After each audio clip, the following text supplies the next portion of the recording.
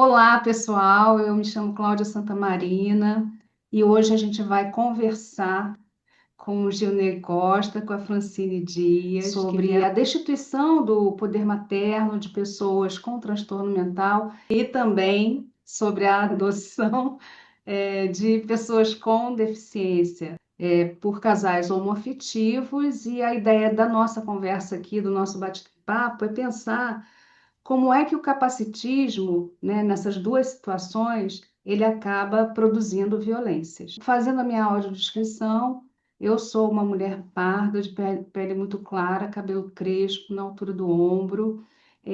Eu tenho os olhos grandes, eu estou usando um óculos de armação transparente, um brinco prateado, um batom rosado. Também uso uma camisa bem estampada, com fundo preto, flores rosa, lilazes, amarelas. E no fundo da minha tela tem uma parede com livros, pequenas esculturas, quadros, enfim, um vasinho de planta ali com um líriozinho pequenininho. Eu vou passar a palavra primeiro para a Francine, para ela fazer a audiodescrição dela também, depois para o Gilney. Então, Francine, a palavra é sua. Oi, gente. Eu sou a Francine, né? Como a Cláudia acabou de apresentar, eu sou uma mulher de pele parda, cabelo liso escuro, na altura abaixo dos ombros. Estou usando um óculos de grau de armação na cor marrom e um batom rosinha, uma camisa bege bem clarinha. O meu fundo é branco e tem três quadros com fundo borrado, né? Mas de armação preta. Gente, eu sou assistente social, com uma trajetória aí de atuação na área de atenção à pessoa com deficiência, principalmente na atenção especializada em saúde.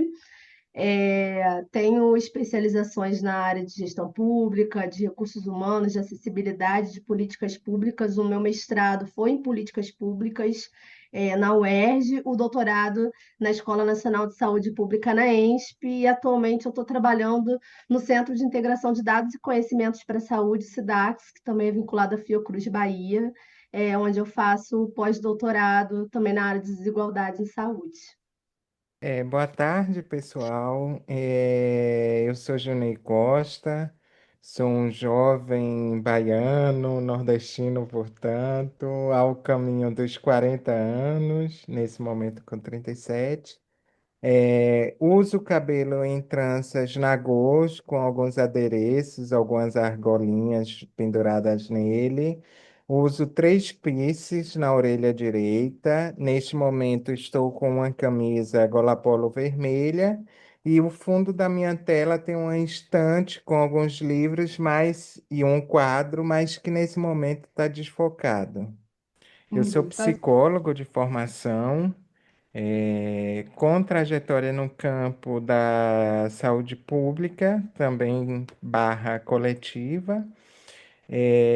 Fiz especialização em saúde pública, residência em saúde da família, mestrado, doutorado e pós-doutorado, tudo em saúde coletiva, pela INSP Fiocruz, a Escola Nacional de Saúde Pública, Sejaruca. Então, para conversar a nossa conversa, eu queria pedir ao Ginei que falasse um pouco para a gente sobre a situação das maternidades de mulheres em situação de rua, porque a gente percebe, né, que essa é uma situação que desafia as práticas profissionais no campo da saúde, é, e que, apesar da gente ter um discurso de proteção, de promoção de redes e tal, essas coisas se esfacelam no cotidiano das relações de saúde, né? E a gente tem percebido, e ele tem um artigo publicado que está à disposição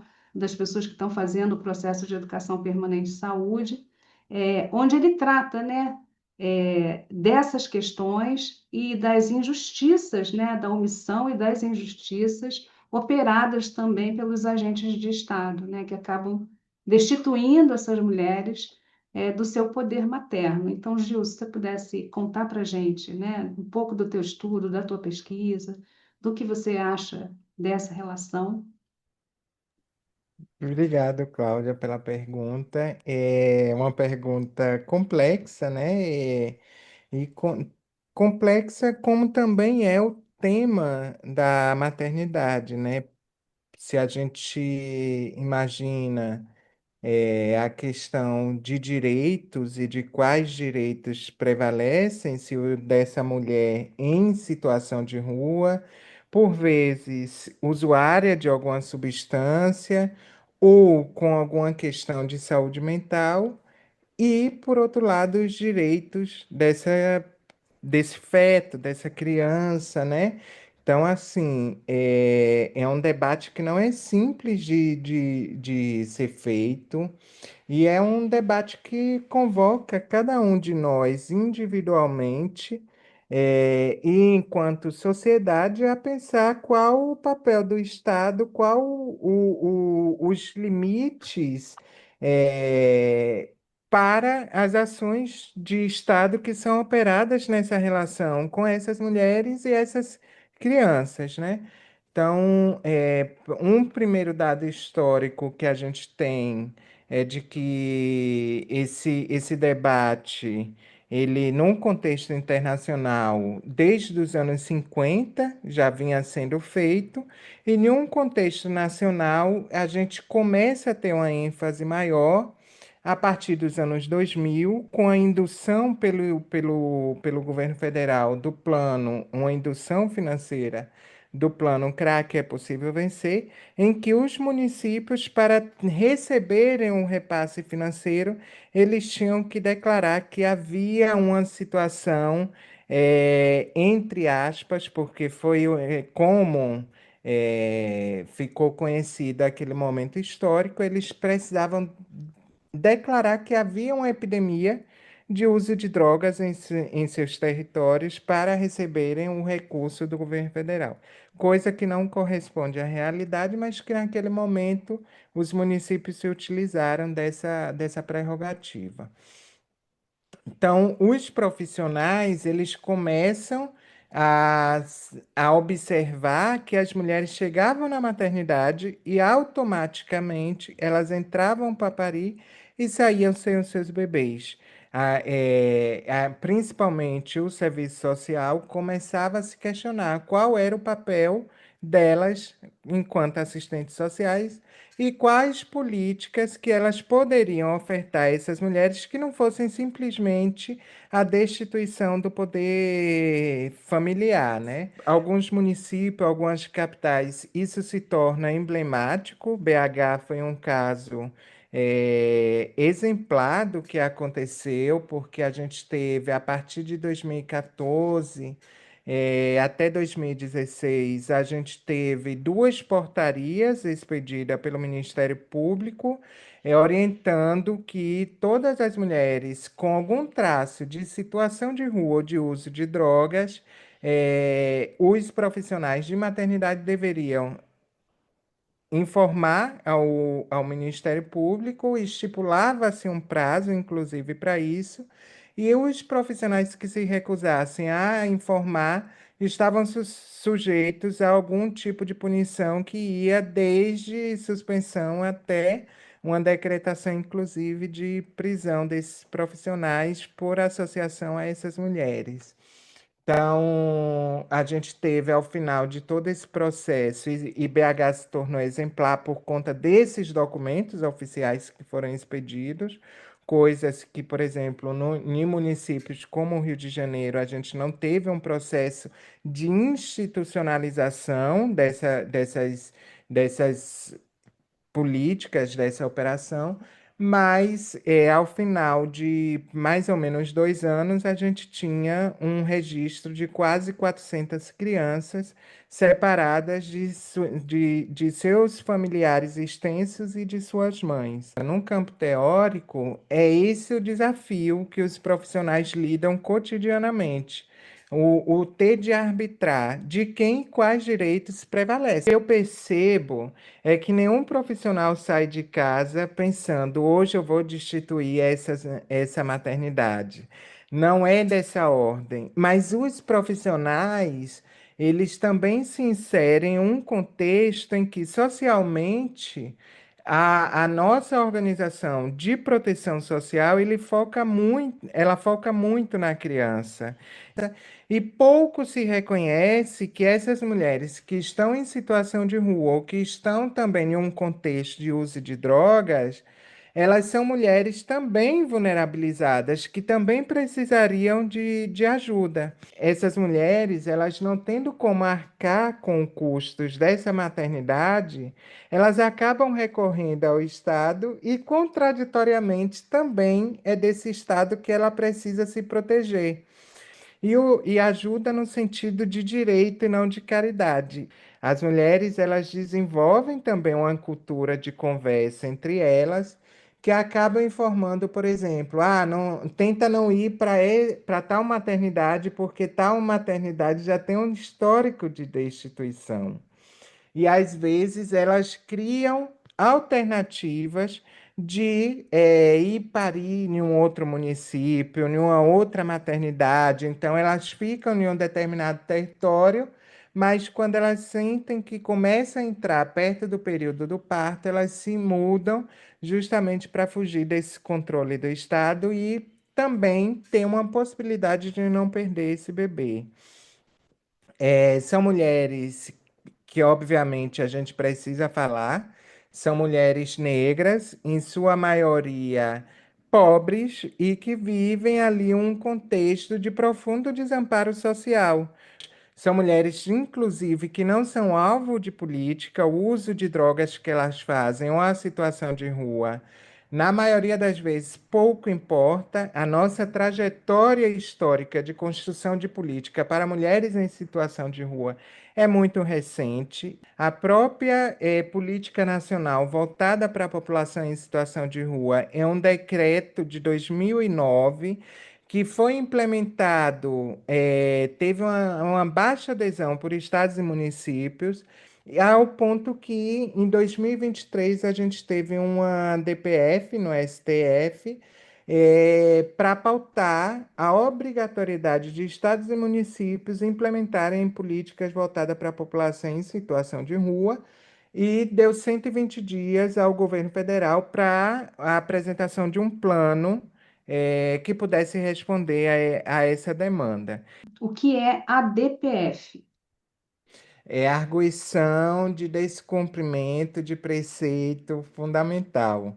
É quando algum direito é violado, é um instrumento jurídico arguindo que o Estado brasileiro descumpria os direitos da população em situação de rua. Esse plano, que é de 2023, portanto, a gente está aí completando 2 anos, ele vem para regulamentar a política nacional e no plano, que tem 2 anos, volto a insistir nisso, a gente começa a ter ações específicas voltadas para as mulheres, mas também muito centrada no período da gravidez, num período essencialmente reprodutivo, ainda colocando mulheres em situação de rua, por vezes usuária, como reduzida essa capacidade reprodutiva. E quando a gente está falando reduzida a capacidade reprodutiva, a gente está falando também de controle do que a gente vai fazer com os bebês, com as repetidas gravidezes dessas mulheres. Então, são mulheres que, em um contexto de desamparo, elas ascendem a uma agenda de política pública, essencialmente porque elas se reproduzem. Bom, Francine, a gente ouvindo o Gil, né, já vê, e daqui a pouco ele volta para falar disso, mas a gente já vê o capacitismo, né, impactando na vida das mulheres em situação de rua e de mulheres que estão em situação de sofrimento psíquico, porque, né, o uso de crack, ele figura, né, ele revela uma situação de adoecimento, de sofrimento psíquico mesmo, né?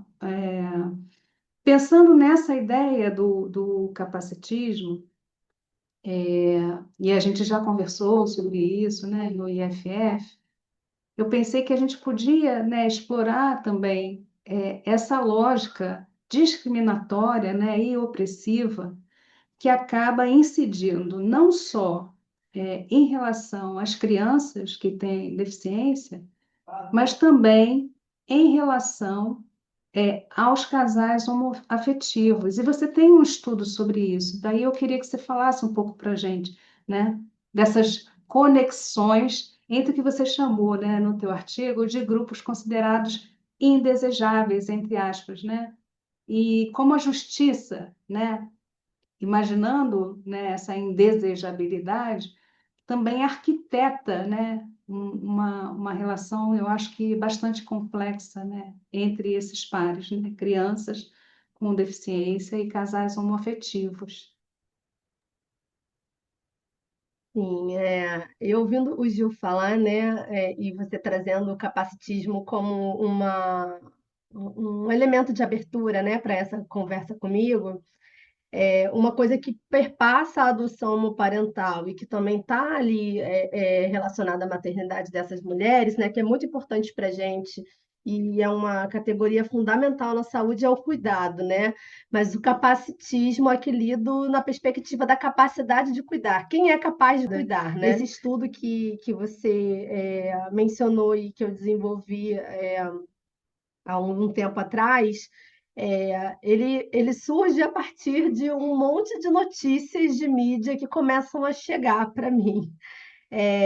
E essa ideia do indesejável muito destacada quando a gente vê a forma como esses dispositivos de mídia resolveram enunciar essas parentalidades, colocando em cena a orientação sexual de quem estava adotando e o fato do adotante ser uma criança com deficiência e ser uma criança rejeitada muitas vezes. Então, assim, isso tem um apelo midiático imenso, um apelo moral muito grande, porque mexe com duas coisas que mobilizam as pessoas e as pessoas têm opiniões, né, sobre isso, que é a possibilidade de um casal gay, de um casal de lésbicas, de famílias, enfim, fora de uma lógica cis hétero patriarcal ali, constituir uma família por meio da adoção, e muitas vezes até por vias naturais, né?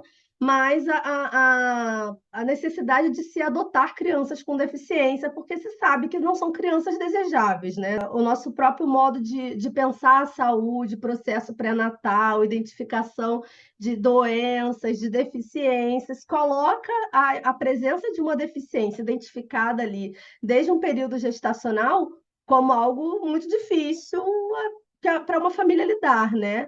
E, inclusive, o que essas reportagens que eu fui analisando no artigo mostram é que a deficiência foi o motivo dessas crianças serem colocadas para adoção. Então, a gente vê o capacitismo operando aí de muitas maneiras, não só em relação a uma ideia de capacidade corporal compulsória dessas crianças, né, de se tornarem crianças desejáveis, felizes, funcionais, mas envolve uma ideia de que são crianças que podem ser rejeitadas, mas que, por outro lado, pessoas antes lidas como incapazes de cuidar e incapazes de adotar poderiam ser beneficiadas de alguma maneira nessa relação que coloca os indesejáveis em contato ali, né, numa possibilidade de convivência. O capacitismo, né, nesse contexto, ele fala muito desses dois lugares. Então, quem pode cuidar, quem está apto a cuidar. E quando a gente fala das famílias homoparentais, né, que buscam os processos de adoção, isso também não é um processo linear. Quando a gente fala se são homens gays tentando adotar, se são mulheres lésbicas, se elas vão como casal, se vão sozinhas, isso influencia o processo de adoção. Os estudos que já foram desenvolvidos mostram que essas diferenças existem, que vão desde a morosidade de um processo como esse até o tempo de convivência com aquela criança durante o processo ainda de adoção, vai da forma como essa criança é ofertada para determinados casais, não para outros, né? Enfim, então, casais que muitas vezes ficam muito tempo na fila, veem a possibilidade de anunciar o desejo, né, ou o interesse em adotar uma criança com deficiência, ter esse tempo de espera por um filho abreviado. As crianças que poderiam ficar ali até morrer, que é o que um diagnóstico de uma pesquisa realizada entre 2016 e 2018 mostra, crianças que ficam muitos anos de vida, muitas vezes até morrer, e ao mesmo tempo outras famílias que ficariam por um tempo que também não é preciso, aguardando um filho para adotar.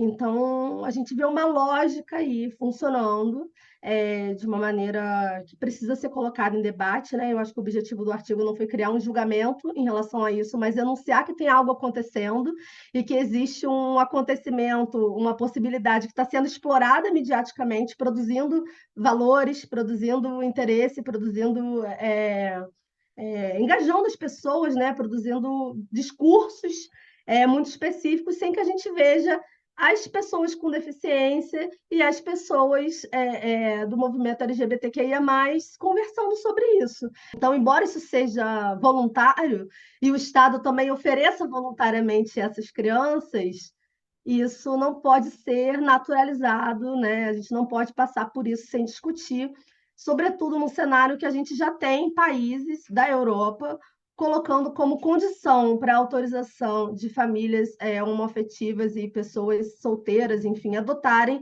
que essa adoção seja de uma criança com deficiência ou com questões graves de saúde. Como no Brasil a gente não tem isso regulamentado legalmente, o que a gente tem no mesmo caso dessas mulheres aí são decisões por jurisprudência, a gente tem um campo político aberto para acontecimentos. Então, poder discutir, conversar sobre isso, inclusive com os serviços de saúde, com os movimentos sociais, é muito importante, porque a gente está produzindo um diálogo de maneira a tentar evitar essas decisões muito delicadas, digamos assim, nessa leitura capacitistas, quando você indica que um casal só pode adotar se for uma criança com deficiência, essa criança só vai ter a chance de deixar uma instituição de acolhimento se for por essa via. No artigo do Gilney, né, o título do artigo fala, né, sugere que essa destituição, né, do poder materno, ela se dá por interesse, pelo melhor interesse da criança,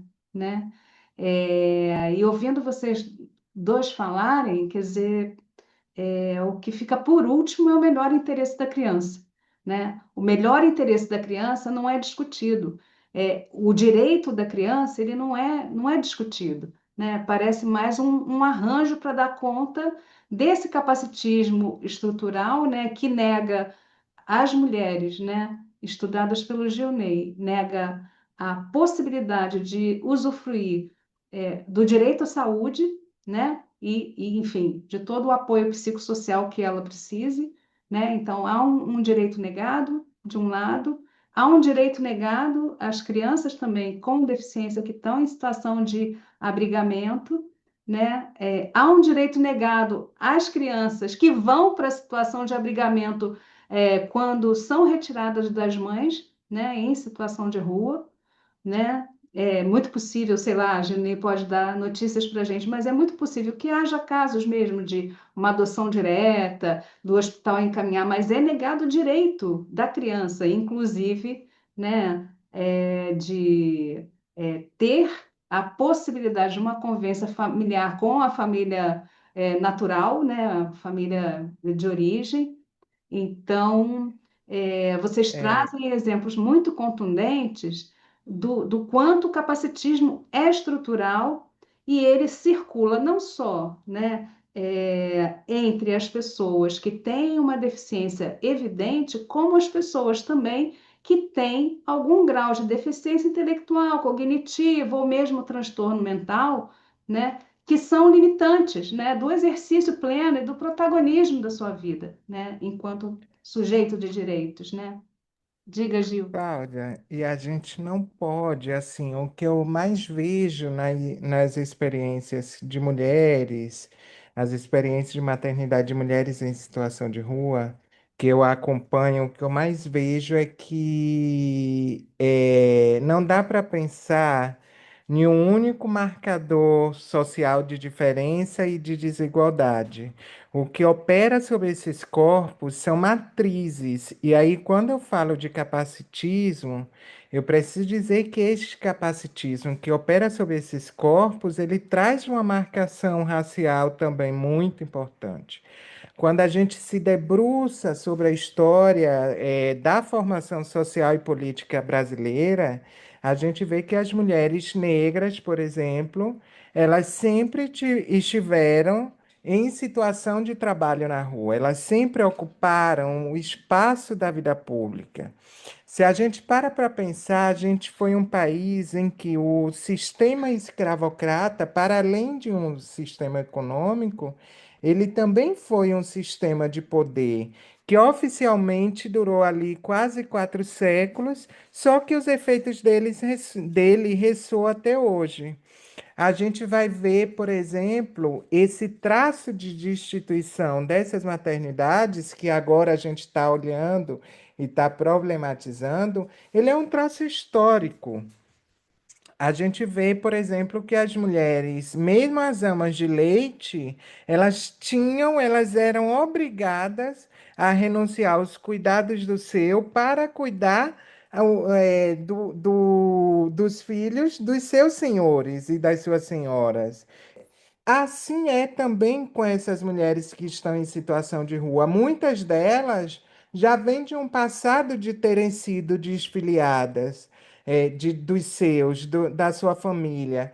Então a gente vê os inúmeros e os argumentos mais absurdos quando se quer justificar essa destituição. O que salta aos olhos é a falta de uma casa, e sem se perguntar se essa mulher não tem casa, qual a responsabilidade do papel do Estado, e isso dentro de uma perspectiva em que, para o povo brasileiro, para a sociedade brasileira, a casa é sempre pensada como esse lugar de proteção, esse ambiente seguro. E quando a gente vai conversar com essas mulheres que estão em situação de rua, a gente acaba descobrindo que muitas delas eram violentadas, então elas dizem para a gente, se é para ser violentada, que ao menos seja por estranho, porque parece que estar em uma casa e ser violentada por um familiar tem para elas um peso diferente de que teria se fosse alguém estranho de fora do convívio. E aí, pensando nessa coisa desse capacitismo, dessas contradições que o Estado brasileiro engendra, e que operam políticas que são contraditórias, como a Francine estava falando, a gente tem, por exemplo, a família acolhedora. O Estado brasileiro paga às famílias um valor em torno de R$ 3.000 para que essas famílias acolham crianças em N situações. Uma delas de mulheres em situação de rua. As famílias acolhem e recebem uma bolsa. E aí, quando a gente vai conversar com mulheres que militam, que têm a trajetória de situação de rua, mas que militam nos direitos da população em situação de rua, elas começam a perguntar: se o Estado paga para uma família acolher a criança, por que que esse dinheiro não pode ser revestido para a gente e a gente alugar uma casa? Que é isso, né? Esse interesse que você até frisa do melhor interesse da criança, ele é um melhor interesse datado. A partir de 18 anos, o Estado não quer mais saber. Essa criança que não foi adotada, que permaneceu a vida toda institucionalizada, ela vai ser colocada na rua, e a partir dali o Estado não tem mais interesse nenhum. E aí, assim, é só para a gente ver que essas políticas são todas muito contraditórias e que a gente precisa ouvir essas mulheres, porque elas têm muito a ensinar para a gente. Assim como ocorre entre as mulheres domiciliadas, também ocorre com as mulheres em situação de rua. Tem mulheres que não planejam a maternidade, que descobrem-se grávidas sem querer, e passam a gestação toda não desejando aquela criança, mas tem mulheres também que se organizam, que se planejam e que desejam aquela maternidade. E aí a gente começar também a assumir esse lugar de desejo como um lugar onde a gente vai se perguntar, a gente, enquanto Estado, o que é que a gente está ofertando, sabe? Bom, para fechar a nossa conversa, né, eu queria ouvir de vocês, primeiro pela Francine, o que é que a gente pode dizer para os profissionais de saúde, né? Você já até sinalizou, Junê, precisa escutar essas mulheres, né? Mas o que profissionais de saúde precisam ficar atentos, né, quando recebem essas pessoas nas unidades de saúde, né? Quando recebem crianças ou essas famílias, né? O que vocês acham que, enfim, são aspectos assim importantes a serem considerados para que a gente possa de verdade fazer uma promoção de saúde integral, né? Considerando, né, o princípio da equidade, que é o princípio do SUS, e considerando tudo o que está escrito nas políticas e que não de verdade consegue ser capilarizado para os serviços como a gente imagina que seria legal e gostaria. Tá? Então, Francine, fala aí para os nossos profissionais do SUS, da saúde. O que você acha? Olha, tem um ponto, né, que o Gil está trazendo as maternidades, né, dessas mulheres e um aspecto que tem muita relação com o debate da assistência em saúde, que aparece nessas narrativas aí das famílias homoparentais que adotaram crianças com deficiência, é a forma como essa maternidade é reconhecida, né? E uma questão importante para a gente pensar na saúde é que a gente tem, né, os serviços de planejamento familiar e reprodutivo que já falam muito pouco da adoção, né? A gente, quando pensa uma assistência em saúde com foco familiar e reprodutivo, a ideia fica muito centrada ainda na reprodução natural, né? Ou, enfim, que seja assistida mas dentro de um processo biológico. Essas outras parentalidades são muito pouco abordadas no campo da saúde, e se a gente pensa o próprio nível de atenção primária, a gente não tem um conceito de família, de parentalidade bem colocado, enfim, bem azeitado, e que os profissionais tenham isso como parâmetro para atuar. O mais fundamental é que seja a gente considerar que as famílias são diversas, né? As famílias são muito diversas e entender quem chega com essa criança, né, dentro de uma perspectiva de cuidado ali, precisa ser reconhecido. Os homens gays, né, que tem nesse processo de adoção homoparental, eles conseguem ter o direito à paternidade reconhecido porque essas crianças precisam de muitos cuidados. E é quase uma prova de que esses homens são capazes de cuidar quando eles assumem uma criança que demanda tantos cuidados assim. Então, eles são colocados à prova, né, de acordo com esses relatos, de que são capazes sim de exercer uma paternidade, porque assumiram a responsabilidade por crianças que precisam de cuidados muito intensos, e eles estão ali, mas passando a prova sobre essa capacidade de cuidado nos próprios serviços de saúde. E muitas vezes, o que é um outro equívoco que a gente precisa ter muita atenção no campo das práticas, que é a ideia de que são crianças a serem cuidadas nos serviços especializados. Né? As crianças com deficiência, as pessoas com deficiência, elas têm questões de saúde da vida ordinária que precisam ser cuidadas nos níveis de atenção correspondentes.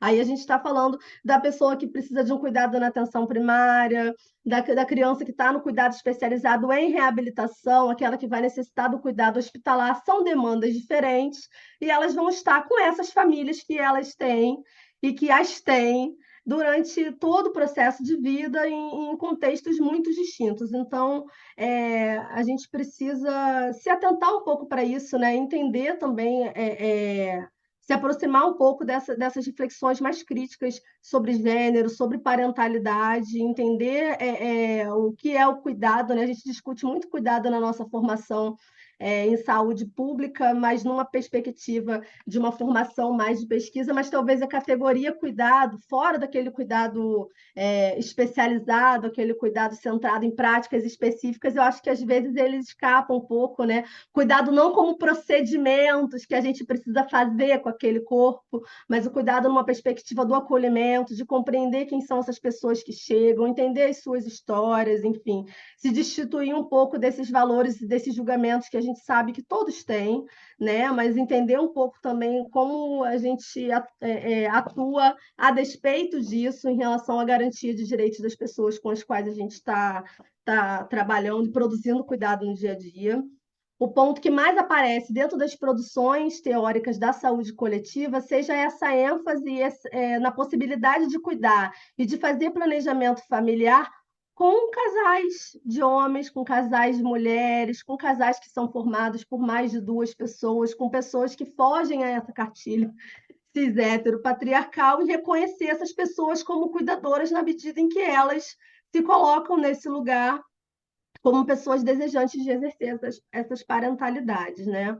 Então, eu acho que é isso, a gente poder ampliar um pouco essas conversas, incluindo a adoção e incluindo famílias que dentro de uma literatura também já aparecem como famílias não convencionais para adoção. A gente está falando de crianças que dentro dessa leitura social têm sido apresentadas como crianças atípicas, e aí as famílias se colocando também nesse lugar de famílias atípicas, mas no campo da adoção a gente já tem essa terminologia de famílias não convencionais. Enfim, não para endossar uma terminologia ou outra, mas são expressões que chamam a atenção para alguma composição que foge aquilo que as pessoas talvez esperem receber quando elas estão na sua unidade lá de atendimento e essas pessoas chegam, né? Já chega algo, chega alguém com uma presença e com uma composição familiar que está fugindo do esperado. Então, a gente precisa pensar a produção de cuidado dentro dessa perspectiva diversa de parentalidade, pensar o cuidado para além disso que está instituído e muitas vezes engessado dentro dessas unidades de saúde, né? Entender esse acolhimento e essa compreensão das necessidades familiares de uma maneira mais ampla, né? E mais acolhedora. A gente precisa refletir, né, criticamente sobre o que é convencional e sobre o que sobre o que é típico, né? O que é convencional? O que é típico? Bem, vou passar a palavra para o Gilney, né, já pedindo a ele também que dê esse recado para os profissionais de saúde.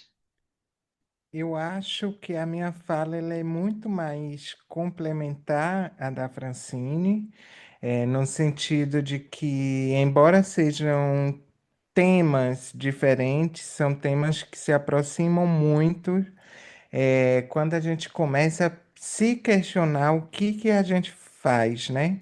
A gente se perguntar se nós fôssemos usuários de nossas próprias práticas, o que que a gente pensaria sobre? A gente gostaria de ser atendido por nós mesmos?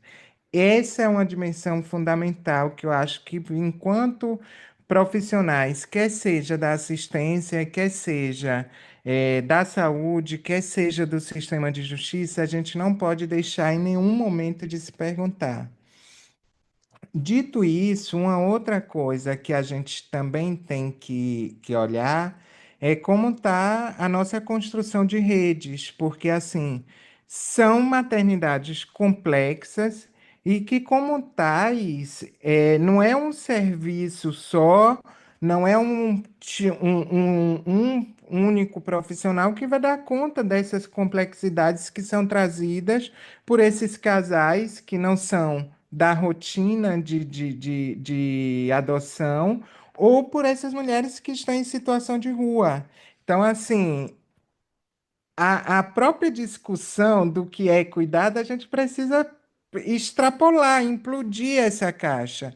Não dá para a gente problematizar cuidado somente no âmbito da saúde, num caso concreto, com mulheres em situação de rua. Se você pensa o pré-natal a partir de número de consultas, de procedimentos, de exames clínicos que você vai fazer, vai ser um pré-natal que vai dar errado, porque não vai dar conta dessas mulheres que ficam dias, às vezes semanas, sem se alimentar, porque não tem o que comer.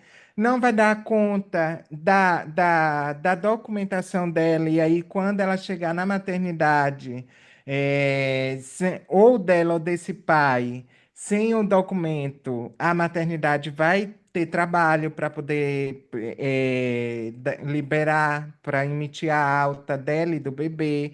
Então, se você não sai dessa rotina do que é típico, do que é convencional, para usar o termo da Francine, em se tratando dessas maternidades que são complexas e desafiadoras, a gente não dá conta do que se espera. E tão importante quanto essas duas outras coisas é que a gente fala do direito a maternar, mas a gente precisa também desromantizar a maternidade, sabe? A gente vai levantar a bandeira de defesa da maternidade, agora a gente também vai admitir. São maternidades complexas. Quando a gente começa a admitir que são maternidades complexas, a gente se abre para a escuta do desejo dessas mulheres. Uma outra coisa que é muito importante é que os nossos serviços, eles precisam ser serviços literalmente acolhedores e de portas abertas. Quando eu estou falando acolhedor e porta aberta, é porque a gente vê que pré-natal, centrado em punição, ele é muito menos efetivo do que o pré-natal, em que essa mulher pode se colocar para falar do uso de drogas que ela faz, sem medo de que isso se torne uma denúncia para as autoridades policiais e para a justiça, onde elas podem falar, por exemplo, de doenças sexualmente transmissíveis, para além da preocupação com o bebê, numa lógica de um cuidado integral. Então, são inúmeros exemplos. Eu acho que tudo começa com escuta e a gente também se abrir para saber se nós próprios seríamos sujeitos de nossas próprias práticas. Bom, Gilney, Francine, muitíssimo obrigada por essa conversa. A gente espera aí que as pessoas que estão participando do nosso processo de educação permanente de saúde e também as pessoas que vão assistir isso pelo canal da ENSP no YouTube, aproveitem, compartilhem, reproduzam, discutam, façam rodas de conversa sobre o que vocês trazem aqui, se aprofundem, né? Porque essas não são realidades de exceção, são realidades cotidianas, permanentes, que não chegam ainda como deveriam chegar às unidades de saúde, mas estão aí, né? Se a gente olhar só para o território, no entorno da ENSP, né? A gente tem Manguinhos, a gente tem Maré, no entorno do Centro de Referência Professor Herme Fraga, né? A gente tem ali também um conjunto de territórios muito precários e tal. Se a gente olhar para essa situação, com certeza a gente vai entender o quanto de barreiras a gente também produz programaticamente para que essa população não chegue até a gente. Seja a população com deficiência, seja adulta, idosa ou de crianças, né? Sejam as crianças que nascem com deficiência e que pais e mães, né, acabam não sustentando um segmento, né, de acompanhamento na atenção primária, sejam as mulheres que estão em situação de rua e não se veem também acolhidas, né, é, com uma conversa sobre a sua saúde sexual, sobre a sua saúde reprodutiva e sobre seus direitos, né? Porque elas são mulheres, elas também têm o direito de terem o seu planejamento reprodutivo, seja para não terem os filhos, seja para terem os filhos, seja para acessarem, né, os direitos que estão dados aí, os direitos sociais que estão dados, os benefícios sociais que estão dados, seja inclusive para acessar aborto no caso de estupro, né, de situações de violência que elas não queiram manter essa gravidez. Então, bom, esse foi o nosso recado de hoje. Espero que todo mundo curta. Muito obrigada. Até a próxima.